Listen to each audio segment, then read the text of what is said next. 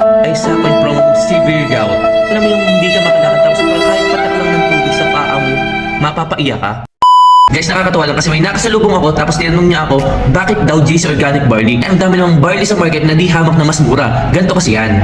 Alam mo ba ng GC Organic Barley lang FDA registered sa 10 different countries including UAE, Qatar, Taiwan, Switzerland, Malaysia, Canada, Singapore, and Italy, and syempre sa Pilipinas. Kasi guys, hinaharvestan natin yung barley natin from 20 to 30 centimeters bago siya maging grains.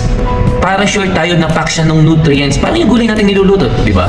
And also para masarap yung lasa niya para magustuhan mo at ng anak mo.